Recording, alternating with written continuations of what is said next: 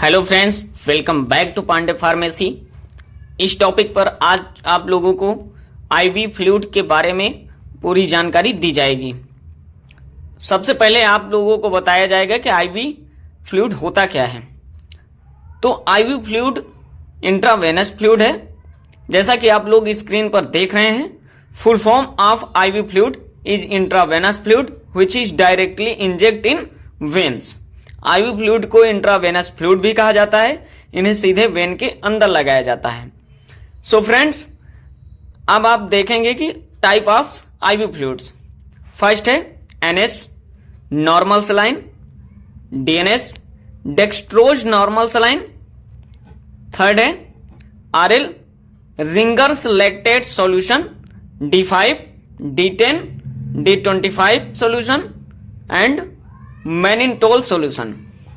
सो friends, ये जो ivy fluids हैं इन्हें कब और कैसे लगाया जाता है ये आगे की वीडियो में पूर्णतः 1 बाय 1 करके आपको जानकारी बताया जाएगा।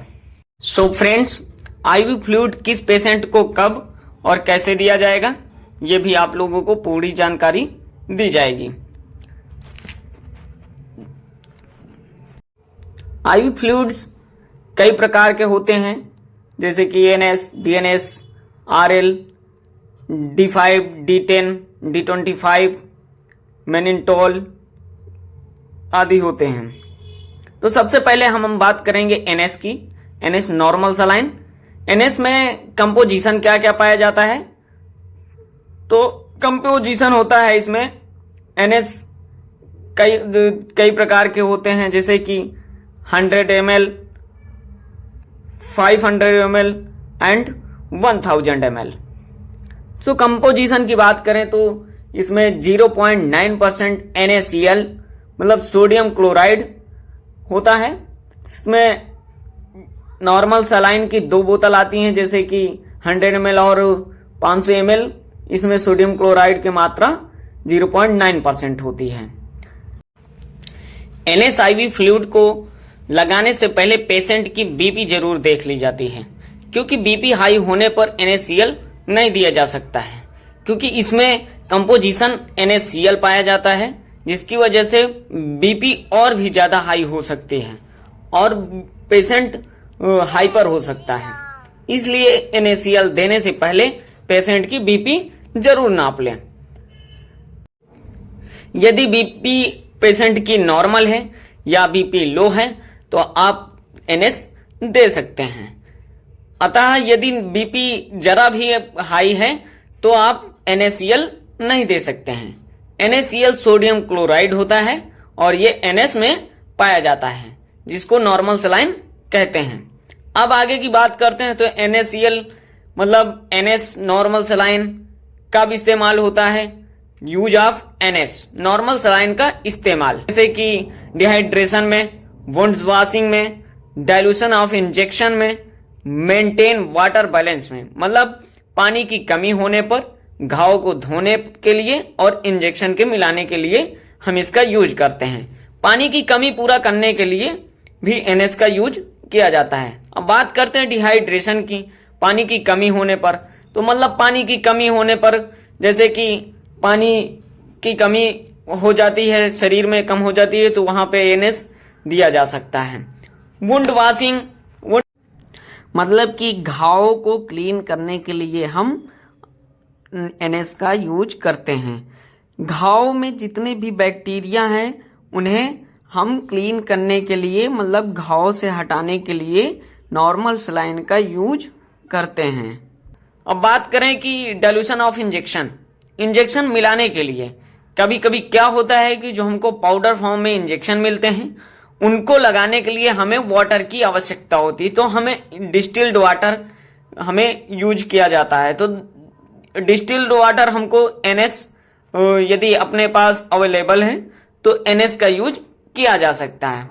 मेंटेन वाटर बैलेंस, तो पानी की कमी को पूरा करने के लिए हम एनएस का यूज करते हैं। शरीर में पानी की कमी हो जाती है तो इसलिए इसकी जरूरत हमें पड़ती है और NaCl normal saline composition of NaCl, मतलब नॉर्मल NS में NaCl होता है और ये पानी की कमी को पूरा करने के लिए प्राप्त किया जाता है। अब बात करें कि NS मतलब नॉर्मल सलाइन कितना दिया जा सकता है एक दिन में। Dose of NS normal saline कितना देना चाहिए? तो dose of normal saline is completely depend on patient condition in disease. Normal saline कितना देना है यह मरीज की अवस्था एवं उसकी बीमारी पर निर्भर करता है।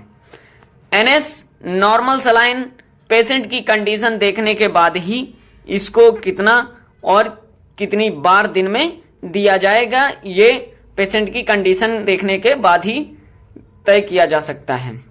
200 ml मतलब 2000 ml या 3000 ml इन 24 आवर्स में पेशेंट को दिया जा सकता है। मरीज को लगभग 2000 से 3000 ml 24 घंटे के अंदर दे सकते हैं, लेकिन इसको पेशेंट की कंडीशन के अकॉर्डिंग ही दिया जा सकता है। यदि किसी व्यक्ति को ब्लड प्रेशर की समस्या है तो नॉर्मल सलाइन बिल्कुल भी नहीं देना चाहिए।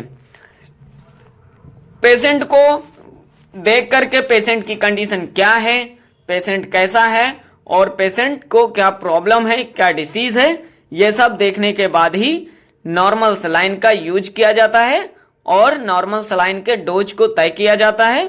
Dose of normal saline is completely depend on patient condition is disease. Normal saline का उपयोग यह मरीज की अवस्था एवं उसकी बीमारी पर ही निर्भर करता है।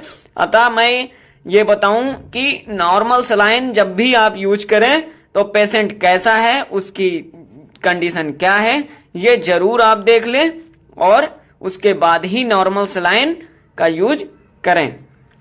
नॉर्मल सलाइन का यूज हम 2000 से 3000 ml 24 आवर्स में 24 आवर्स के अंदर दे सकते हैं। आगे बात करते हैं DNS की, डेक्सट्रोज नॉर्मल सलाइन। तो डेक्सट्रोज नॉर्मल सलाइन में कंपोजिशन क्या पाया जाता है? तो 0.9% NaCl और 5 ग्राम डेक्सट्रोज, मतलब 500 ml बॉटल में 0.9% NaCl होता है और 5 ग्राम डेक्सट्रोज पाया जाता है। इस बोतल में 0.9% NaCl और 5 ग्राम डेक्सट्रोज पाया जाता है। इसे DNS कहते हैं। मतलब NS में यदि डेक्सट्रोज मिला दिया जाए तो वो DNS बन जाता है। तो हम इसे कब और कैसे यूज करते हैं ये भी पेशेंट की कंडीशन में ही डिपेंड होता है। यदि पेशेंट की कंडीशन इसे देने योग्य है तभी आप इसे दें। इसे यूज करने से पहले पेशेंट की कंडीशन अवश्य ही देख लें। DNS एक डेक्सट्रोज नॉर्मल सलाइन होता है। इसमें कंपोजिशन 0.9% NaCl। तो DNS का उपयोग हम ब्लड प्रेशर के कम होने पर ही करते हैं। जैसा कि ब्लड प्रेशर लो हो जाए तो हम DNS का यूज कर सकते हैं ताकि उसका ब्लड प्रेशर लो से थोड़ा सा नॉर्मल हो जाए। अब बात करते हैं टू ट्रीट इंसुलिन शॉक, मतलब कि जिसका इंसुलिन बन ही ना रहा हो उसे हम जब बॉडी में शुगर की मात्रा दी जाएगी तो उसमें इंसुलिन प्राप्त होगा। अब बात करते हैं इन एक्सीडेंटल कंडीशन। एक्सीडेंट हो जाने पर यदि किसी व्यक्ति का एक्सीडेंट हो जाता है तो वहां पर हम DNS का उपयोग करते हैं। जैसा कि उसका एक्सीडेंट हो जाने पर पानी की कमी हो सकती है, ब्लड प्रेशर लो हो सकता है, यानी कंडीशन में यदि कोई भी प्रॉब्लम हो सकती है, ब्लड प्रेशर लो हो सकता है, तो इसे हम DNS दे सकते हैं। तो आप लोग इसका स्क्रीनशॉट जल्द से जल्द लें और इसकी जानकारी अच्छे से करें कि DNS का यूज कब और कैसे इस्तेमाल किया जाता है। तो DNS मतलब dextrose normal saline. Dextrose normal saline का इस्तेमाल हम पानी की कमी हो जाने पर, ब्लड प्रेशर कम होने पर एंड एक्सीडेंट हो जाने पर ही यूज करते हैं। यदि किसी व्यक्ति का ब्लड प्रेशर कम हो गया है, पानी की कमी है, तो हम इसका यूज कर सकते हैं। मरीज को डेक्सट्रोज नॉर्मल सलाइन कितना देना चाहिए? Quantity of dextrose normal saline is depend on patient condition and disease. Dextrose normal saline की मात्रा मरीज की अवस्था एवं उसकी बीमारी पर ही निर्भर करती है। डीएनएस मतलब पेशेंट की कंडीशन क्या है, उसे कितनी फ्लूइड की जरूरत है, वो उसका फ्लूइड कितना लो हो गया है, तो उसे डीएनएस का यूज करते हैं। एक बात और बता दूं कि डीएनएस अब 24 घंटे में मरीज को 2500 से 3000 ml तक दिया जा सकता है। 2500 से 3000 ml तक हम डेक्सट्रोज नॉर्मल सलाइन चढ़ा सकते हैं। तो लास्ट में एक महत्वपूर्ण बात बता दूं कि शुगर के मरीजों को डेक्सट्रोज नॉर्मल सलाइन नहीं देना चाहिए। तो जैसे कि मैंने पहले बताया था, एनएस जिसको शुगर हाई हो जाता है उसको नहीं देना चाहिए। तो इसमें जिस मरीज के शुगर के मरीजों को डेक्सट्रोज नॉर्मल सलाइन नहीं देना चाहिए। जिसको शुगर हो उसे डेक्सट्रोज नॉर्मल सलाइन बिल्कुल भी नहीं देना चाहिए, क्योंकि यदि डेक्सट्रोज नॉर्मल सलाइन आप दे देते हैं तो उसे का शुगर लेवल और भी कम होने के चांसेस होते हैं। क्योंकि इसमें डेक्सट्रोज में कितने परसेंट, डीएनएस में कितने परसेंट शुगर होता है, डेक्सट्रोज होता है, मतलब 5% डेक्सट्रोज होता है।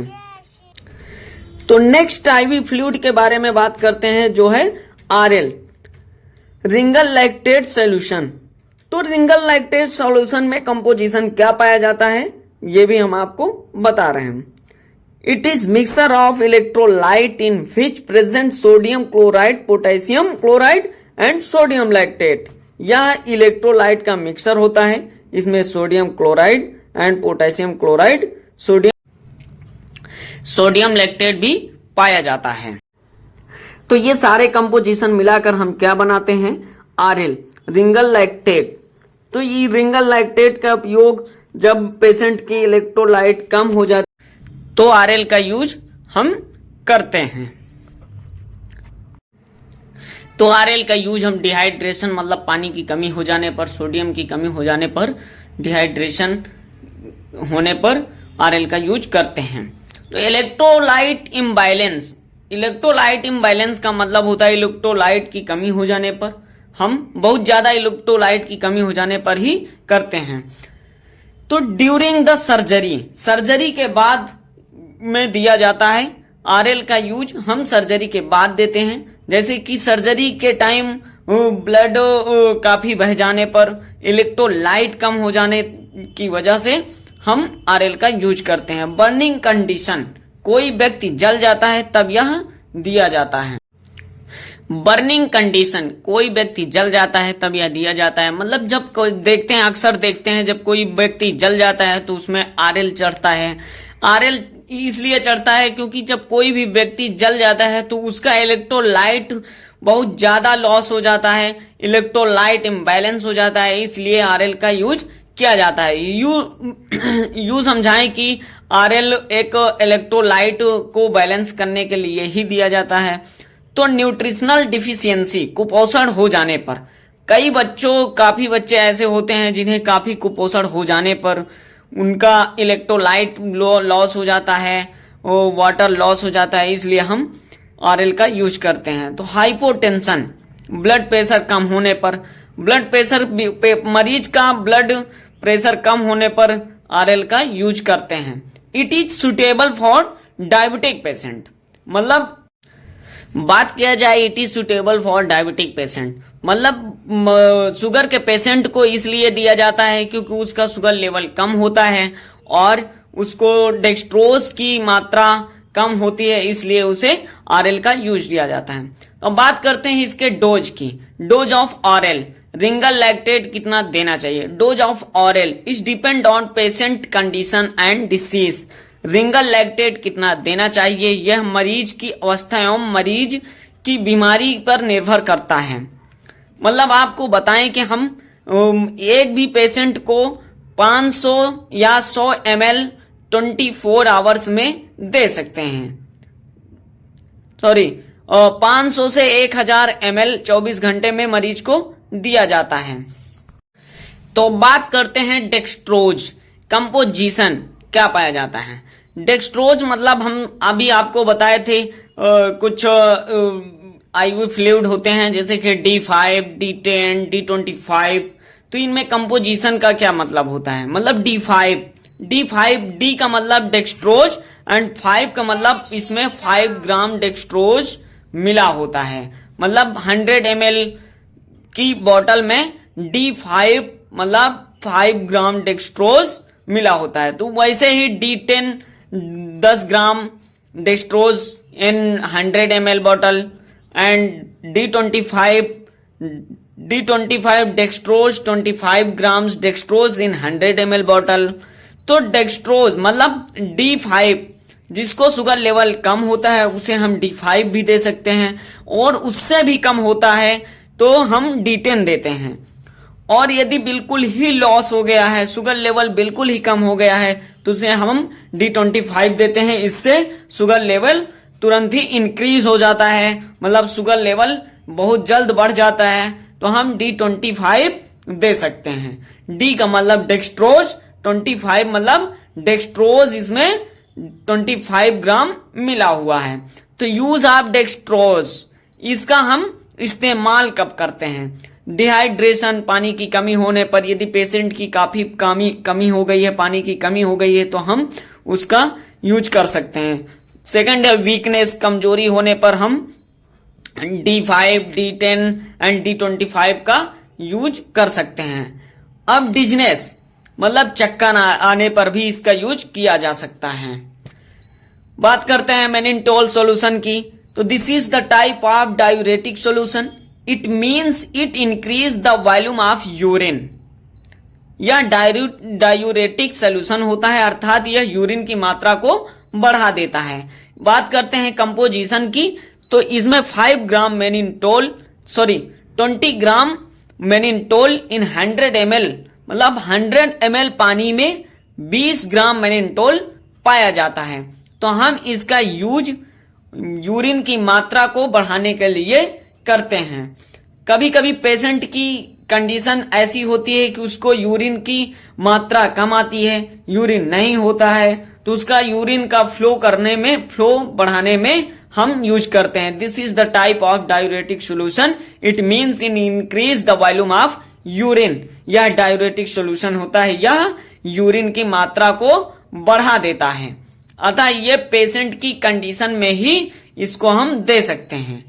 इसमें नॉर्मल पानी में, डिस्टिल्ड वाटर में, 100 ml वाटर में इसका यूज हम 20 ग्राम मैनिनटोल डालकर इसका यूज कर सकते हैं